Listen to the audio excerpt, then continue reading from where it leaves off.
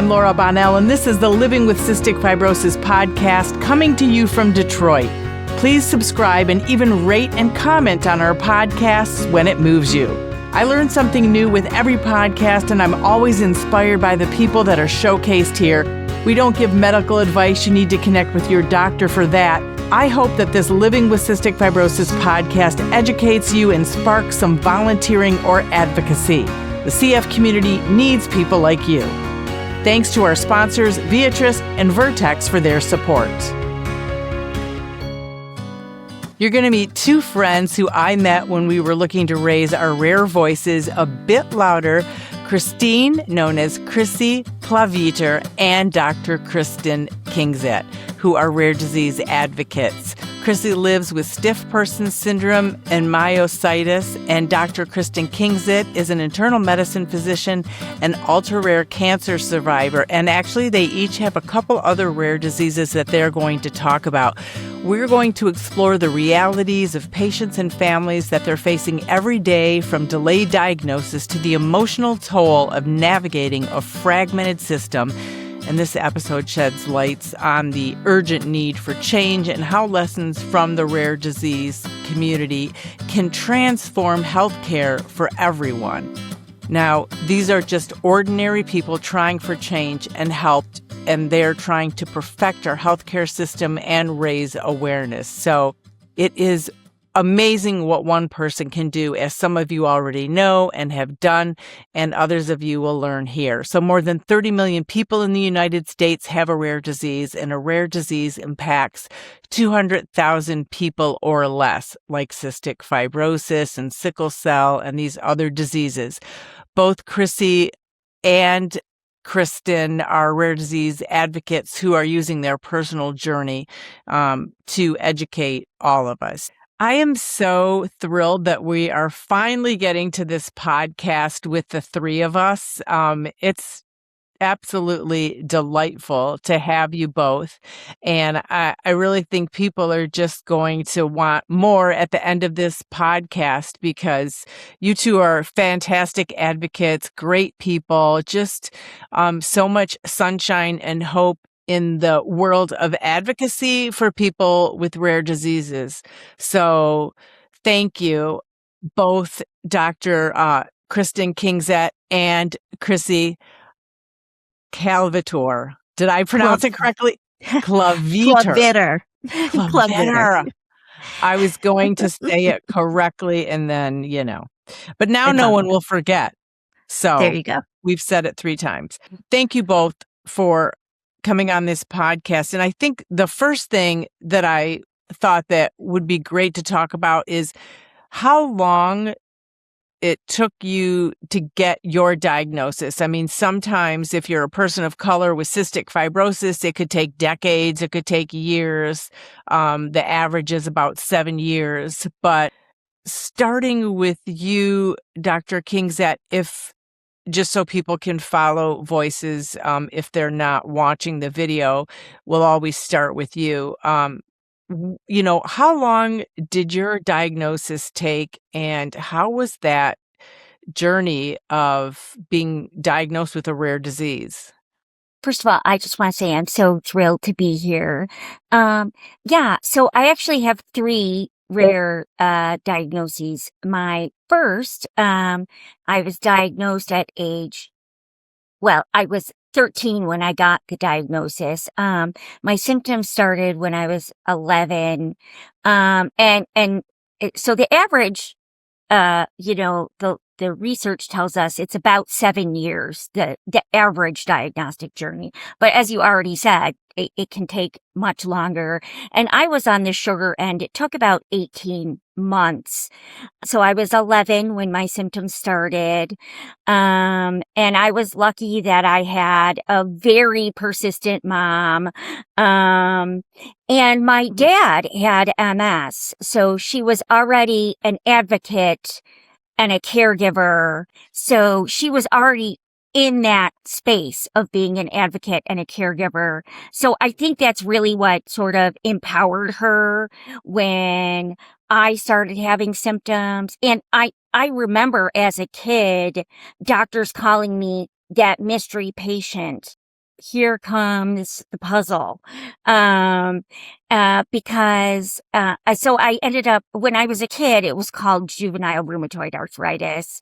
Now it's known as juvenile idiopathic arthritis. But most kids grow out of it. I did not. So I'm treated as rheumatoid arthritis as an adult. So you'll hear me say my rheumatoid in this conversation, and that's why. Mhm. Then I had an ultra rare cancer. I honestly don't know how long I had that before it was diagnosed. That was found on an exam for something else. I had mouth ulcers from my rheumatoid, and I had a very thorough doctor who found the tumor. I had, for those of you who are interested, a mucoepidermoid carcinoma of the paralingual salivary glands. Doesn't fit on a t-shirt, long name. Absolutely. Yeah, and it was the 51st reported case in the country. I go every year for a checkup and a scope, and every year my doctor says, I'm sorry, I'm going to bring you back. There's just not enough literature to know how this behaves. And I'm like, you can check me and not find cancer anytime you want, man. Go for it. Perfect. And then I was diagnosed with common variable immune deficiency. They estimate that I probably had that for about 5 years before they made the diagnosis. Wow. That is a lot. I mean, it is a lot. And having one disease is a lot. And you both have multiple. So how do you manage that? And your spouse or partners and your mom already had your dad, um, it's a lot. I guess hold that thought and we'll go to Chrissy and hear about her diagnosis. And then I'll have you both talk about that, just in regard to relationships and everything. So Chrissy, officially welcome to you. Thank you so much. I am so excited that the three of us are able to finally have these great conversations. So thank you so much, Laura, for putting this all together.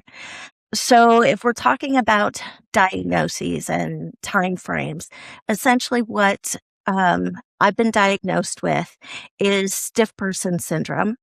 Many people have become aware of it over the last couple of years because Celine Dion, very famous individual, has put out a documentary and shared with her fans that this is something that she was diagnosed with. Well, that's one of my disorders. Another one of my disorders is actually myositis, which is issues with the muscles themselves. And it was fascinating in this process because the stiff person syndrome took me approximately 5 years to get diagnosed. And the unique thing about that is, like Dr. Kristen Kingzett, she is a healthcare practitioner. I also am a medically trained healthcare practitioner. And being a rec therapist, I was trained to work with people with disabilities. So even having that knowledge and encouraging doctors to ask the right questions and for me to be able to provide the answers they need to help me get that diagnosis. It still took me 5 years to push through the healthcare system. Even with the myositis, it actually it's probably about 4 years by now. Found out that a simple blood test would have found this years ago. And I literally had to convince a doctor to just give me the blood test and say, let's try. Let's try and do something. Let's try. I'm already having blood work done for other things. Let's just throw it in there. And it was a last resort. And suddenly there was a hit. And it's something that one of my earlier practitioners had actually labeled in my case notes. But I had no idea that there was something that was more definitive that could tell us that, yes, you have this disorder, or at least there's a low level of this disorder. And there's more to it than just this rare disorder of stiff person syndrome, which has been labeled over the years as a 1 in a million disorder. And even going to the Symposium for Stiff Person Syndrome Research last year, the lead researchers couldn't agree on how prevalent it is, how to diagnose it, or to how they've actually created it into or accepted it as a spectrum disorder. It's not one thing. It doesn't present in just one way. So even though Celine Dion has this disorder, the way mine presents is not exactly the same way, but there are enough similarities that lead it to this diagnosis. And then having a car accident on top of that, actually before I got diagnosed, ended up being a weird blessing in disguise because I was led to a practitioner who was a neurologist, but she worked on migraines, and she essentially took the time to look into everything. She knew my background, and she knew I understood medical terminology. And so we would brainstorm, and she got me connected with the right medications, which led to that later diagnosis. And had she not done that, it would have been much worse than what it was. And thank goodness for physicians like that, or nurses or social workers, whoever it is Yeah. that says, you know what? This helped me. Like, think about this. And I always tell my daughters too, Exactly. you know yourself more than the doctors. You know everything Right. about you in every direction. So your input is really important. And I have to say, it's a little off track, but I even told my daughter Emily that about her cat. Like, you're the cat's mom. You're taking her to the vet. Currently, it's a situation, and her cat is being misdiagnosed with something. And I said, you know everything. So you've got to tell this vet about every angle of it, and you'll figure it out. You'll be the one who will figure it out. In most cases, that's what I find, right? We all figure out either what's going on with our kids or with ourselves and help the doctors kind of see it. Exactly. And they only see, if you get a long appointment, it's an hour.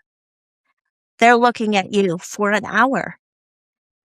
If you're lucky, you're That's seeing very lucky. the other 23 hours that goes along with your lived experience, the cat's lived experience, whatever's happening. They can't possibly know all of the other things unless you, as the patient, or you as the caregiver, tell them that these things are going on. And that's where healthcare really needs to step up and take that lived experience and make it more valuable, because they may be the medical textbook expert, but you're the lived experience expert. And the respect goes both ways. And you know what I think about when I do podcasts that aren't directly related to cystic fibrosis? Obviously, you both do not have cystic fibrosis, but I love doing it because it's a different perspective, but it's the same thing. We're all dealing with the exact same. How do we get the message to our doctor? Or how do we get diagnosed? Or how do we get the best care? And then what I said to hold on to for a minute was the relationship part of it. How did you both find people who you hoped would be there for you during all that is needed when you have to rely on someone to help you through this? I mean, I don't think any of us could do anything on our own. Thank goodness we have people that help us. But Dr. Kingzett, will start with you on, how you feel it's gone over the years, and then when you were an adult and, found your person. To me, people ask all the time,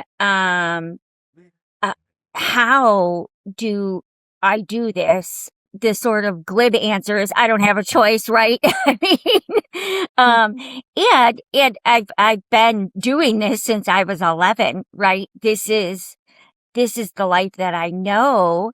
The more genuine answer to that question is that I was given this amazing support network. And I frankly think, whatever your belief system is, that mine gave me this amazing support network to balance out all of the other, my three rare, things on this side were balanced with this amazing support network.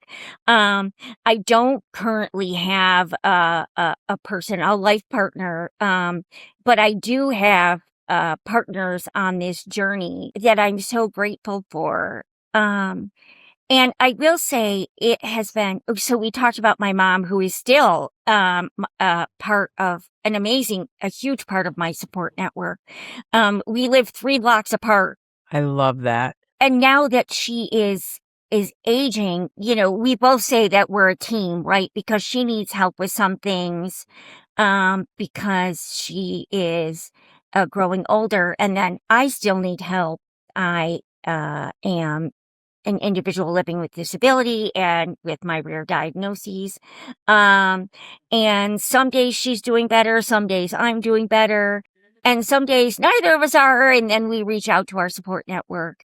I always say I'm surrounded by moms. My best friend's mom lives across the street from me. And then I have my 2 best friends since 2nd grade and from high school that they have known me and been with me on this journey. They are with me in the good times and the bad times, and they know what my diagnoses are like through all of the cycles.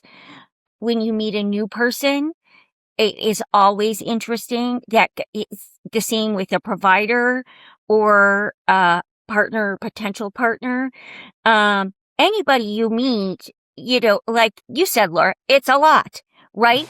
And people are very tempted to want to tear at you. My ex-boyfriend was always wanting to button my coat and do things that I was like, Stuff you could do on your stuff own. I could do Yeah. Stop most helping of the too time. much. Yeah. Yes, that I could do most of the time. But there were days that I couldn't do it. Rheumatoid for sure has good days and bad days, flares, and not, flare. When there's a flare, I can't brush my hair. I can't button my coat. Maybe I can't move. So then I'm going to ask for help. So that there's always that breaking in period where I'm like, wait until I ask. Wait until I ask, right? Yeah. So I do think there's a training period on both sides, right? Right.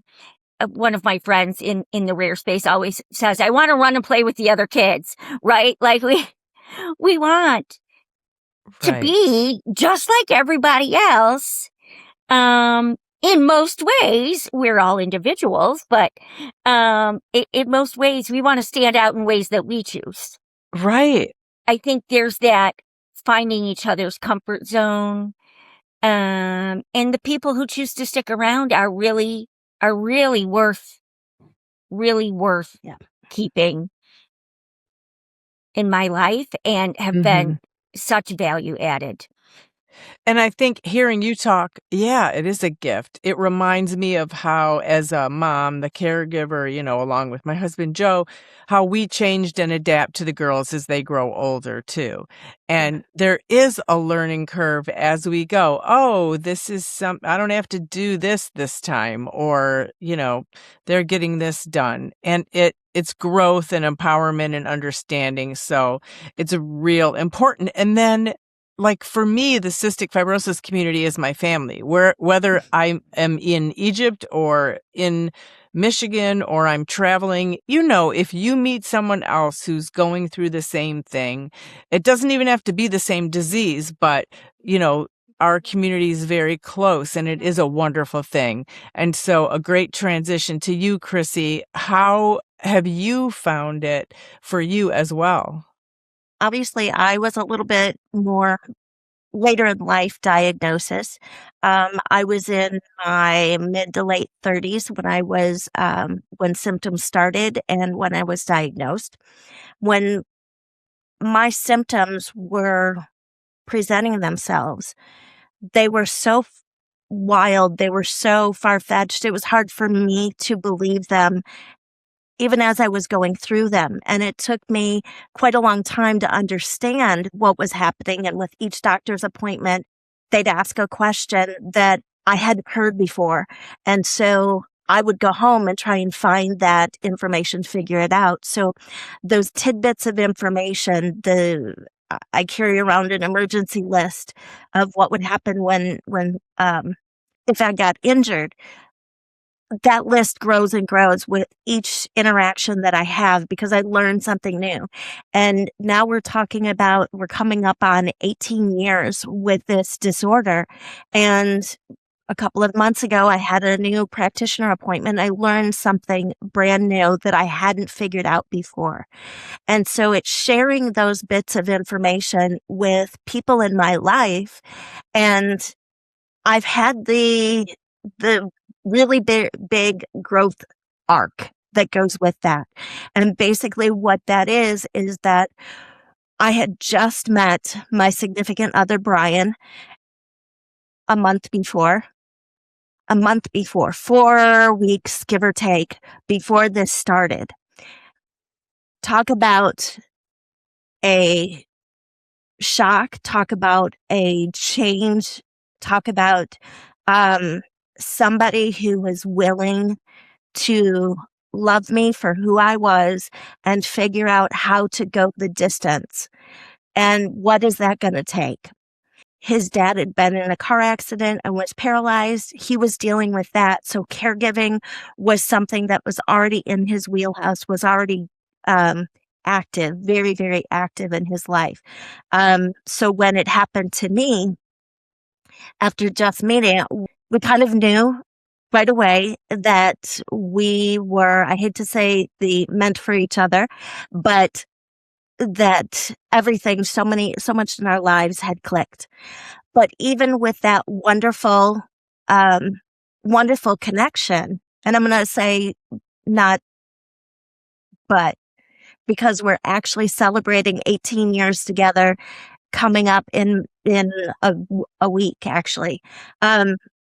Even initially, when I was going to these doctor's appointments by myself and I was coming home so frustrated, in tears half the time because the doctor wouldn't listen. And I didn't know enough to how to answer every question that they had because I was still learning myself. I would say they wouldn't listen. They weren't listening. And from different members of my family, they would be saying, well, maybe this, maybe that. And then I said, all right, Brian, come with me. Come with me to an appointment. I want you to see what's happening. Because, we spend, hours and days together. You know what's happening. And so he went to that first appointment and we came back. And on the way home, he's like, you tried to tell them, but they wouldn't listen. And I said, I know.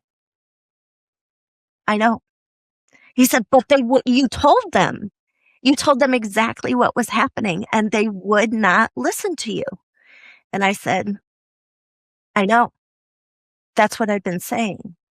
And so from then on, he would go to every appointment with me as the reinforcement, as the backup, as the someone who could reiterate, this is what she's trying to say. This is what happens. This is how I saw it from an outside person looking in, trying to understand what's happening to her. I can say and validate that this is what's been going on. But having that, and even now, 18 years later, I am still having those interactions. And even with my family, there was a lot of, but you look fine. And we get that a lot. People with rare disorders, people with hidden disorders. You're sitting there smiling. I was always considered too perky, having a smile on my face all the time. And then you come in with this very scary, very violent disorder, and you've got a smile on your face half the time. Well, how is that? And it's understanding, trying to train people, trying to educate them about your triggers to get them to understand. And there are still a lot of family that still don't quite get it. I commend them. They're trying, but I go and see them and I'm so excited to see them. And you get that burst of energy. It's like the grandma who lifts the car. You get that wonderful burst of energy, right?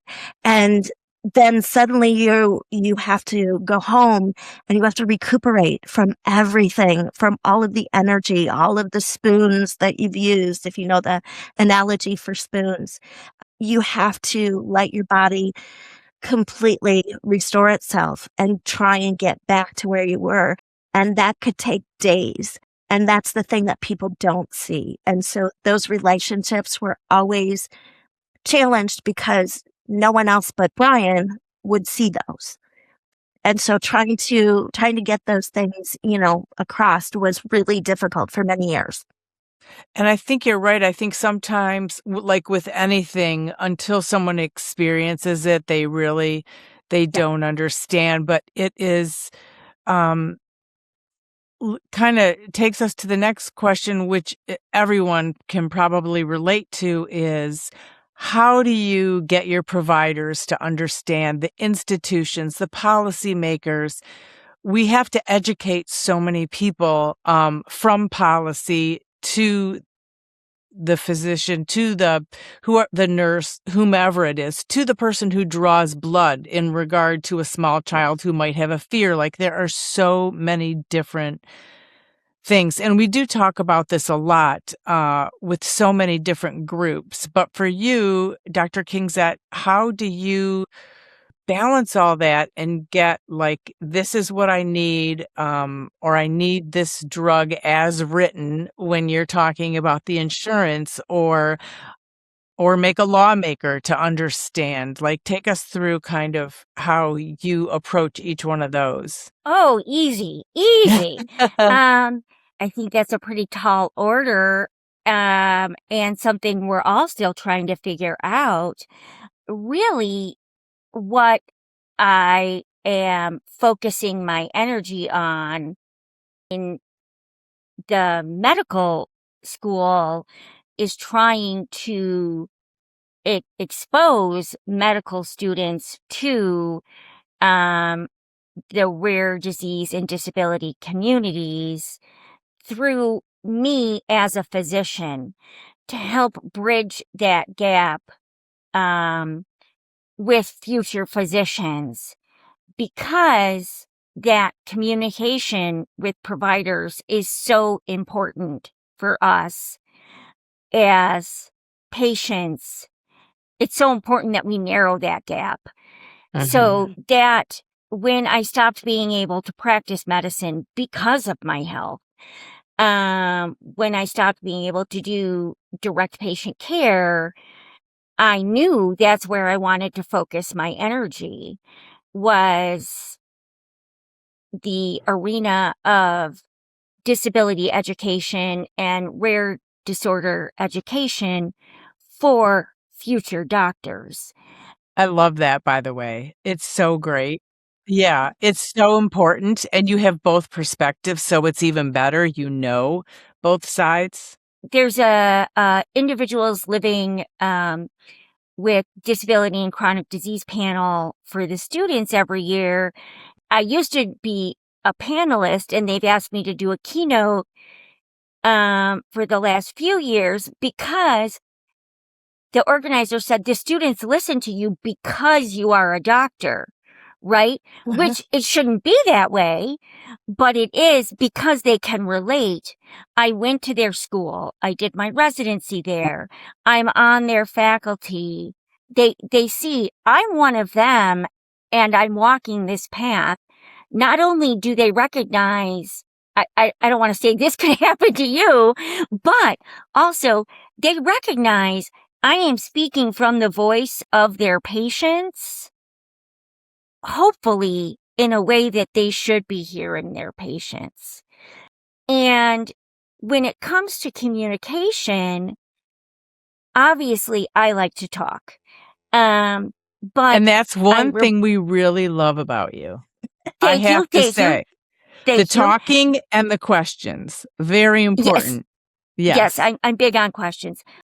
I always bring a list when I go to the doctor, when I'm speaking with a policymaker. Always bring a list of key points or key questions, and I remind myself to stay on track with key points because, as Chrissy mentioned, they have such a short amount of time with me and they have an agenda of their own. My rheumatologist always says, I know you have your list, but can we do my list first? And sometimes she covers what's on my list. So I think that is key to getting across that you are organized, you have an agenda, and you are an articulate patient. And as Chrissy also said, that mutual respect, building that mutual respect. With insurers, it's a mystery. I think it starts with building your partnership with your provider because they have to advocate on your behalf. Yeah. And Chrissy, what are what's your experience? What are your thoughts? Well, I completely agree with Dr. Kristen. She has hit on one of the biggest things, bringing that list of questions, bringing a journal or a documentation. I had mentioned earlier that I have in case of emergency document.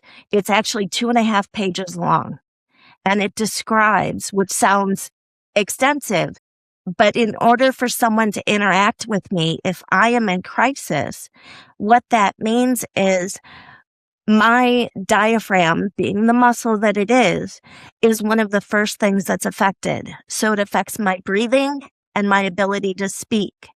Now, I have my caregiver and significant other, superhero Brian, who is usually with me. And if he's there, he can be the interpreter and saying, this is what's happening. This is what we need to do. And Kristen, you talked about people helping too much. And that in itself, having that knowledge of once you're in crisis, once you're in spasm, for a person with stiff persons, if you move me, it's kind of like a person having a seizure. You can get them to a safe place. You can get them to a safe position.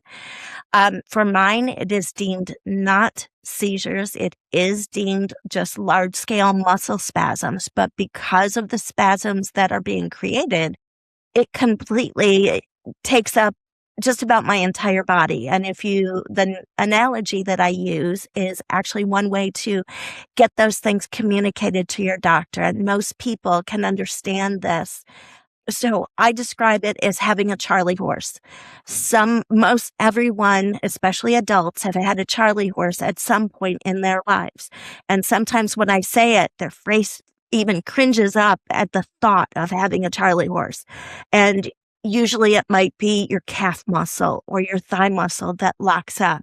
For me, it is almost my entire body, including that diaphragm, that completely locks up. And so the way I describe it is you feel it coming on and you pray it doesn't grab hold. But once it grabs hold, there is nothing you can do but wait it out. And so that time frame could be anywhere from a couple of minutes to 20 minutes is a typical one where Brian's helped me get the right medications. But the longest was 6.5 hours. And this was before I had a diagnosis and before I knew what medications would help and how that would help. But communicating all of these things and learning my triggers, this particular diagnosis comes with hypersensitivity. And that hypersensitivity, it's kind of like being a wine taster who has that super sensitive palate and can taste all of the different nuances of a wine. Or a sound engineer who's able to hear all of the little notes and create a masterpiece of music. And then it's the painter who's able to see all of those spectrum of colors. all of those things have wonderful benefits. But for me, I get those all at once. And so it's like being bombarded with sight, sounds, touch, even light touch, a gentle, reassuring touch on the tops of my shoulders can trigger these spasms. I go to the dentist and they're like, "Oh, you're doing so great." And they touch me on the shoulder and it literally sent me into spasm. It wasn't in malice. It wasn't, but it is so important to communicate all of these little nuances so I don't get hurt, so I don't go into spasm and essentially end the appointment right there, because it's going to be at least 20 minutes or more after, and I won't be able to speak throughout the entire time. So it's education, it's communication, and that 2.5 pages explains this out. So before we even start the appointment, I tell them, "Here, read this, and then we'll talk." And it has a lot of that history already written down. It also, the longer I get talking, the more that diaphragm gets weak. And so it's a matter of managing every little symptom throughout the day. And that includes my environment. If I shiver, any reflexes will instantly trigger, like a light switch, trigger these spasms. So it's about communication and education, and however we can do that for our providers so that they know where to go. Where is their starting point? And for new practitioners, you have to have something like that.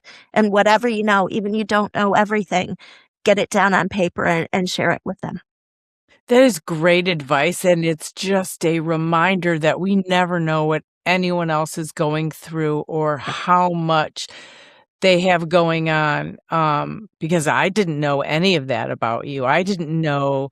I mean, I know you both are going through a lot like anybody with a disease, but I had no idea about all of that. And then I try so hard not to be judgmental, but I'll tell you where I do get judgmental. If somebody says there's nothing they can do, I can't vote. It's a waste of time.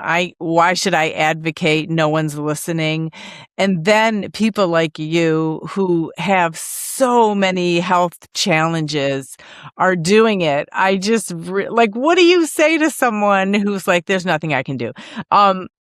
And maybe they just haven't experienced challenges in their life, because it does make you stronger. And then you know how important it is to fight for your health rights and things. But how do you feel if, or what do you say to someone? I guess I would say that I always just encourage people like, yes, your voice does matter, and everybody's angle or where they're coming from matters. But I'm just wondering what the both of you think on that. I hear that a lot. And sometimes, like I said, my mom, who has been on this journey with me, sometimes she'll say, "So there's nothing they can do." And it does. It feels like that a lot. I mean, I have multiple incurable conditions, right? Not being able to practice anymore was a huge hit for me. That was incredibly hard. Becoming a physician was hard. It's a lot of work to get an MD and go through my residency and my board certification. It was obviously my life's dream. I think it is very tempting in this space, in the rare space, where 95% of disorders don't have an FDA-approved treatment, to feel like there is nothing that can be done. I don't blame people for getting stuck in that nothing to be done mode. I do say don't let yourself be fooled by that. Because first of all, it's so bad for you mentally. That's where there's just another door waiting to be opened, right? One of my close friends with a rare disorder gave me this medal for the patron saint of small things. So just being thankful for the small things and approaching the small things, so you can't get federal legislation passed. So my mom has me ask my doctors every single time I go if they have a cure for me yet. Every time. Every time I go to my rheumatologist, my immunologist, do you have a cure yet? When we go over my list of questions, if she's not going with me, she's like, well, I want to know if there's a cure. And it's never yes. They never have a cure. But so then we take it down a step and say, okay, well, is there a new treatment? Well, is there, so then we look for the small positive, right?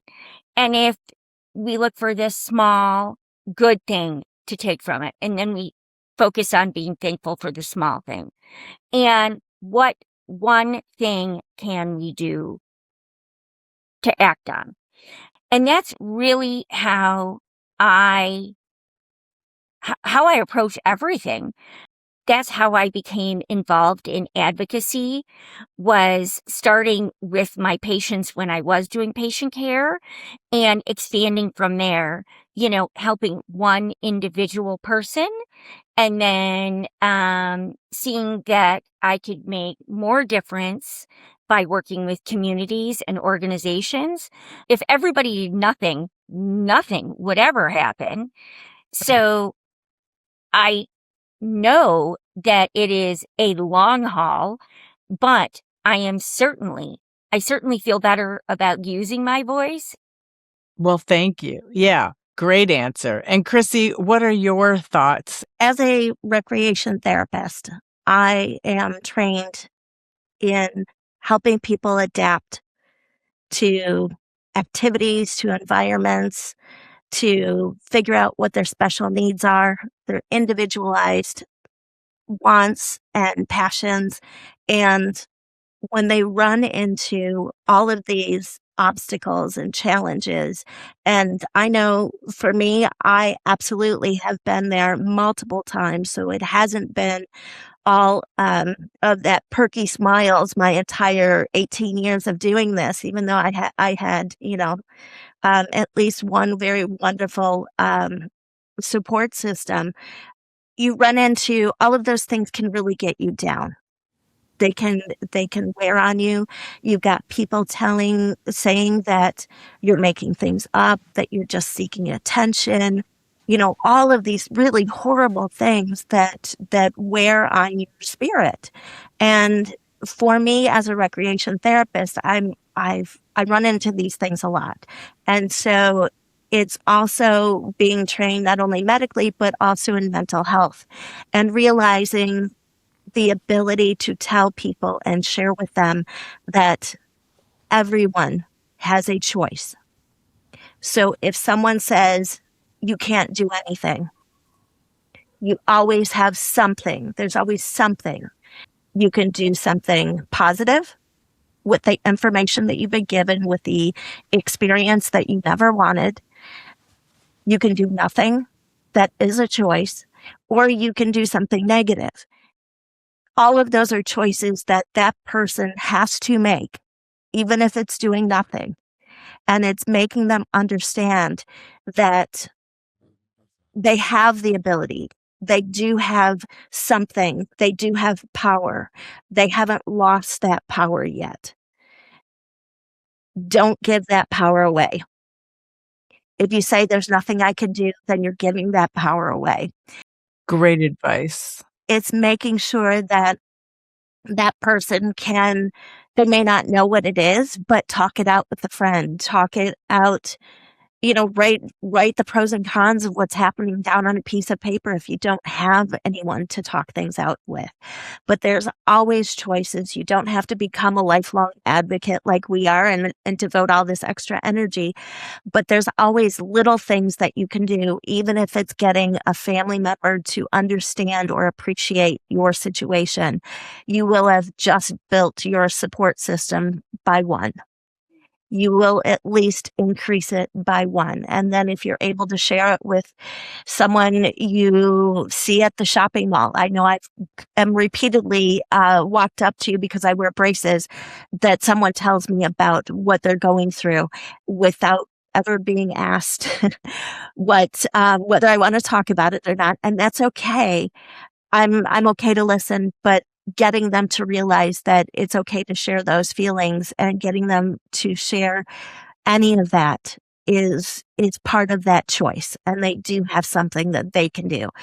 There's a spectrum of things that they can do.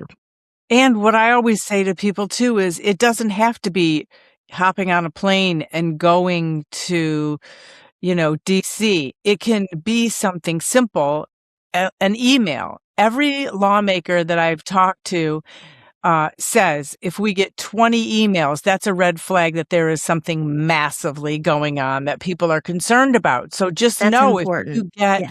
19 friends or 10 friends and get the 10 friends to get a friend, then you've given that office a red flag about an issue. So really important. Another thing we probably don't have too much time to get into because I have one more question, but the other thing I wanted to talk about, so you had to leave your practice, Dr. Kingzett, and I was working full-time as a news reporter, and then the girls were always in the hospital.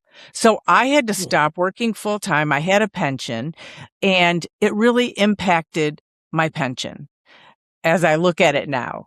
Like when you're starting out, you don't think oh, this is really going to impact my pension. But I had to do part-time so I could spend all that time sitting with my kids in the hospital.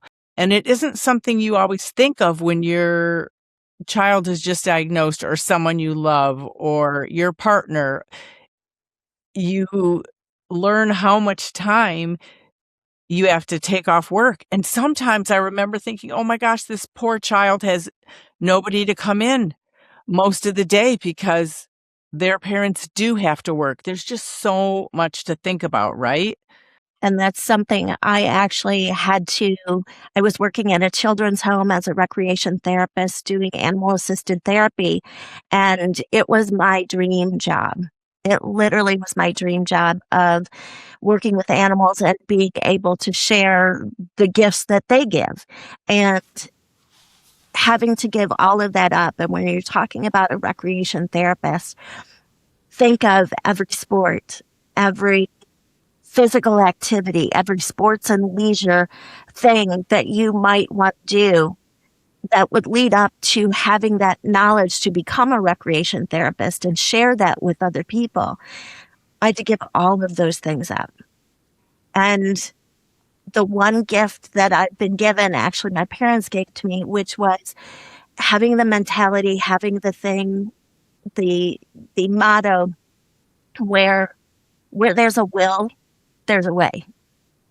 And that is one thing that goes along with that discussion on choice, but it's being creative. It's adapting everything you possibly can. I haven't gotten back to a whole lot of the things that I gave up, but yes, being on a fixed income now, being on disability is so humbling. Isn't quite the word. It's a But lot. it's A more, lot. you have to rework everything you do in your life. You have to manage every aspect of it. And so I fully appreciate, all of those things that we've been able to do. And I've been able to start doing, getting help from different agencies. And I almost feel like I'm working a full-time job right now in some ways, but working that 9 to 5 is absolutely out of the question. There's no way I could keep that kind of a schedule with the way my body interacts. So, And I would say that that was the good from COVID. Yes, people can work from home. Yes, it is possible, et cetera, because I don't think it was that out there nearly as much. Obviously, we learned that. And Dr. Kingzett, I mean, well, both of you, the money you put toward your education and a practice, you're to be a physician and everything, and then the income, the potential that could have brought in that had such an impact on you, right? I mean, Oh, yeah. I mean, for me, having had this diagnosis, my first diagnosis when I was a child, I knew when I went into medicine that I knew I wasn't going to be a surgeon, with, arthritis, but, I didn't think I was going to have to stop practicing so soon. And I didn't think I was going to get cancer during residency. I didn't think I was going to get an immune deficiency that made me be so sick all the time that I had to stop, seeing patients face to face. So I was really, as I said, unprepared for that change. And definitely, medical school is expensive. So the educational debt that came from that, I certainly thought I would be able to pay back before I had to stop working. And just to end on a note about the future, just briefly, what excites you the most, either about medicine or policy, whatever it is? What are you looking most forward to in the future? Oh my gosh, so much. But I will choose this one since we sort of talked about focusing in this space. In 2004, I co-founded the first organization for med students with disabilities in the country. Wait.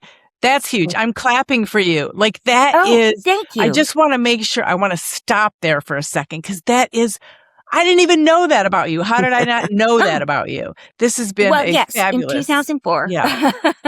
Great job. Awesome. Thank you. There are now 35 chapters of med students with chronic illness and disability. There's a Docs with Disability podcast. There are, Students for Rare chapters across the country. There is so much more recognition of the rare and disability communities in medicine, in medical training. Yeah. I know we were always there in medicine, but that means medical students and residents are not afraid to self-identify publicly in medical spaces. They're identifying themselves, they're speaking to each other and to their colleagues, which is not only better for them, but it's better for patients as a whole. It's not just me talking to future doctors, it's future doctors talking to each other about having these disorders across the country. And that is so exciting. It's phenomenal. I started crying when I spoke at a national conference, and when I realized how many other organizations there are now, I literally started crying, and I think they were like, is she okay? But I just was so excited at the potential for me and other patients like me. Yeah, I totally get that. Bravo. I mean, rock star here, right? Both of you, but wow, that's incredible. Honestly, I feel like we should put a sign on you that says, you know what I did? Me, one person. No, but both because of how fantastic it is and because one person does make a difference. We say it all the time, but look what you did. That's fantastic. You've changed the world. You have changed the world. You have by yourself. Yeah, it's huge. All right. I hate to move on from that because I could now talk about that for a half an hour, but we will move on to Chrisy, who is equally doing fabulous things as well. So how would you want to end it on your hopes for the future, Chrisy? So what I will say, Kristen, I actually just recently in working on my kind of side platform about getting bridging gaps between patients and practitioners. I was connected with one of the members of the, let me see if I can get it. It's NOND. So it's National Organization for Nurses with Disabilities.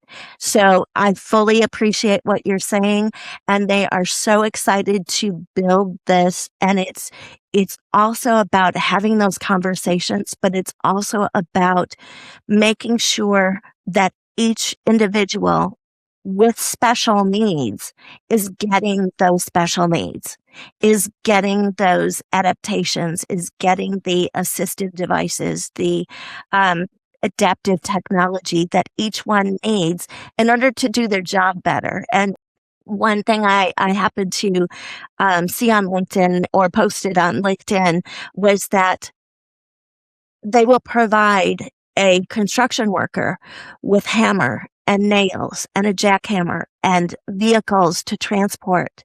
And it's not a big deal. But when a person with special needs asks, suddenly it's a luxury to ask for those items. And it's getting those conversations to actually take place to realize we're not much different. We all need the tools to be able to do our jobs.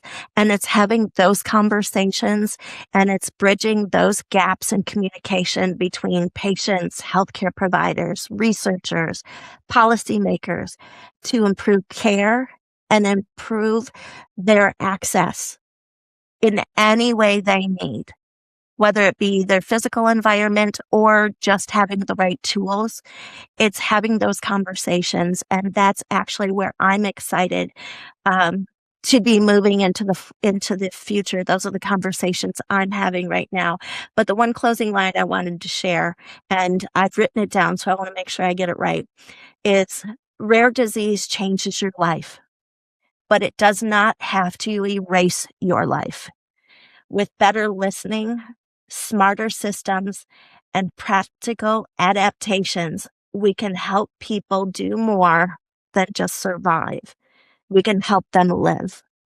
And I think those are the key things that we don't want sympathy for this. We just want action and we want to participate just like everyone else. And what a beautiful note to end on, truly. Yeah, that just sums it up. And thank you both.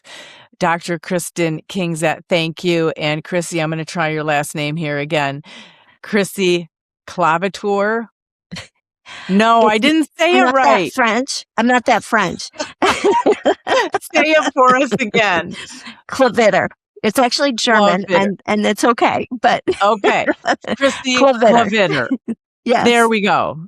Ended it on the correct note. So thank you both so much for joining this podcast. Absolutely. Thank you so much, Laura. It was great to see you, Kristen. The original music in this podcast is performed by Kevin Allen. It's not complicated. Who happens to have cystic fibrosis. We all got our worries and fears. I know it's got you frustrated, but loving you is so alright. This has been the Living with Cystic Fibrosis podcast. For more information and to learn more about the Bonnell Foundation, visit our website at thebonnellfoundation.org. That's the BONNELL Foundation.org. This podcast was sponsored by Vertex Pharmaceutical, The Science of Possibility, and Viatris. It was produced by Jag and Detroit Podcasts. Follow our show in Apple Podcasts, Spotify, or wherever you're listening right now.